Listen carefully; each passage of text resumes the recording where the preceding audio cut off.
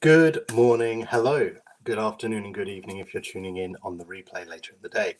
Hi, I am Duncan from Mind Affinity. Thank you so much for tuning in. It's great to see you all here again. Welcome to another cognitive bias exploration video. So today we are exploring the horn effect. Last week, if you were there, and it's not what James Chisholm thinks it is. So last week, if you were here, we were looking at the halo effect. If you haven't watched that video, you're welcome to go back and watch it after this, but not now. Stay here while I've got you. So the halo effect we explored last week is all about how normally a first impression, but not always, when someone is known for being or recognized for having a positive trait, we tend to make associations and assume that other traits of theirs are going to be more positive. For example, if someone's very attractive, we're likely to believe that they're going to be more successful, or that they are more successful. If somebody is really good at football, then we're more likely to believe them to be a better person in other aspects and areas as well. For example, the horn effect, which is what we're looking into today, is the opposite of that. So a good example of the horn effect would be, and it's largely influenced by your first impressions of someone, not exclusively. So an example of the horn effect could be that if someone is short and ugly, through our personal interpretation of what we consider ugly to be, then the chances are we'll assume that they're not very good at other things as well, or that they're not very nice. Sometimes this can be seen and really kind of compensated for, but that generally just then makes it look like someone's trying too hard, and we find other reasons to question that. So that's it, really. It is that simple. But it's not just individuals, and it's not just how they appear and how they look. In fact,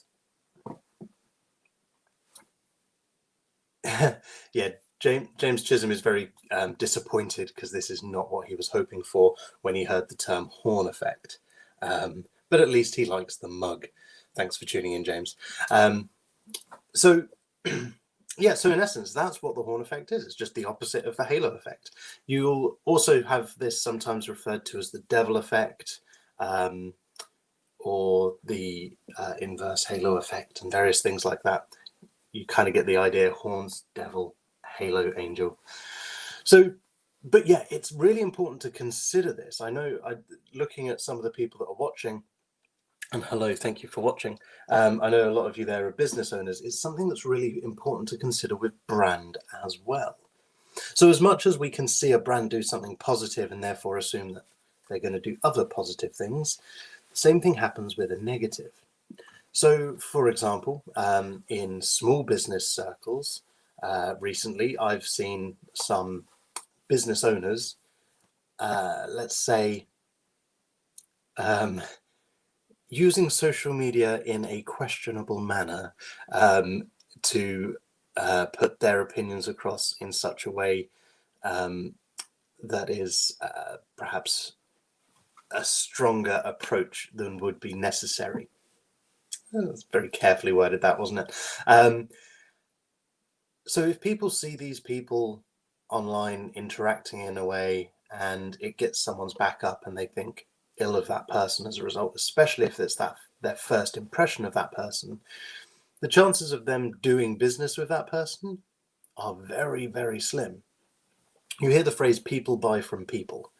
And that's largely true. And actually the halo effect and the horn effect play a part in that.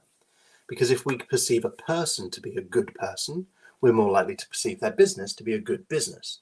If we dislike a person, we're far more likely to dislike their business.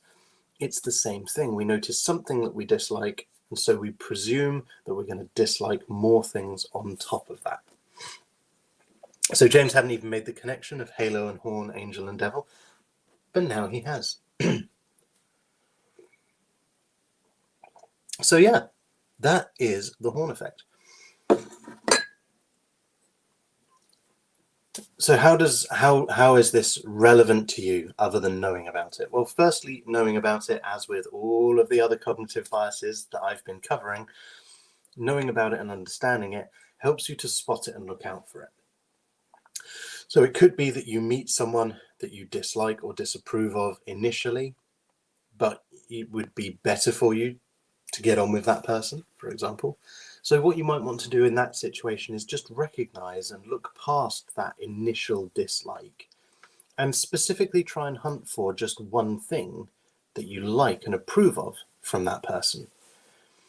Instantly, by finding something that you like and appreciate about them, you're enhancing the halo effect to balance out the horn effect, and vice versa. So a great example of where this can come in useful, we do this a lot.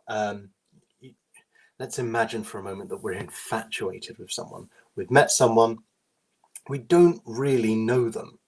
So it could be that you've just seen them online, or it could be that you've, especially in the current climate, that's more likely, or that you've just met someone for the first time and you don't really know anything about them, but straight away you feel like you're in love. You find them really attractive. And then it becomes unacquainted. You make your interest known and you get rebuffed. Then that can be quite hurtful and upsetting. And sometimes people get really, really hooked on an individual. But often the case in that situation is that they're not seeing that individual for who they are.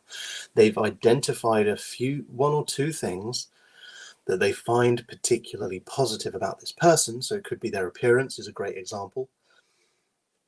And then therefore they assume that that person's got to be wonderful in every other way, which is not true. No one's wonderful in every way, right? So straight away, that's the halo effect at play. And because they're now making that assumption and they have that belief, they don't actually fancy or like that person that they've met online. What they actually like and what they're really attracted to is their vision of, their impression of what that person is and what they're like. If you find yourself in a situation like that, one of the best things that you can do is use the horn effect to your advantage. Notice something that you don't like about that person. And you've probably already done this and experienced this, whether you realize it or not. For example, think back to that partner that you used to have, that you now look back at and go, what was I thinking? At the time, you noticed all of their positive traits and conveniently ignored all the rest. And then afterwards, looking back on it, one negative trait probably stood out more than others and pushed it over the edge. But now you can look back and see all of the negative traits and conveniently forget a lot of the positive ones. So if you're in a situation where you're trying to get over an attraction to someone, for example, use this to your advantage. Find that one thing that's not so great about them, and then really exaggerate that when you think of them and when you see them, and it'll help you to create that distance. So that is the horn effect. Not what James Chisholm was thinking it might be, but kind of useful to know anyway. It also plays a big part in the impression that you make on others, of course, not just on the impression they make on you. So taking the time to think about how you come across can be really helpful, especially in the example that I was giving earlier of brands and small business owners, thinking about how you come across when you communicate online. That's not to say that you shouldn't be yourself. Absolutely be yourself, but consider impact versus intent. How you intend to put something across and the tone that it gets taken in can be vastly different. I'm not saying you should tailor everything you do to make sure you don't ever offend anyone. No, absolutely not. You should be yourself. But just recognize and take a second to think about how that may come across. And if someone doesn't know you, which is often the case when they're seeing your stuff on social media for the first time, if someone doesn't really know you and doesn't really know the thought behind that, is that one snippet going to give a fair representation? and inform a positive view of you? Or is it potentially likely to get someone thinking of and looking for and expecting a whole load more negative? And hey, that's the same in person, in your personal life. It doesn't just have to be the case for a brand and a business.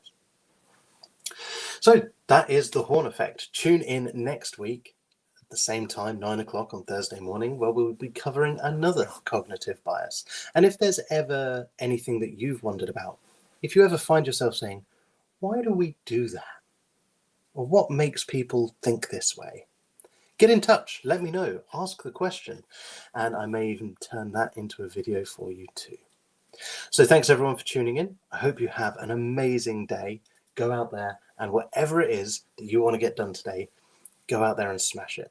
Have fun doing it. Remember to enjoy even those tasks that you've been putting off, that you haven't really wanted to get done.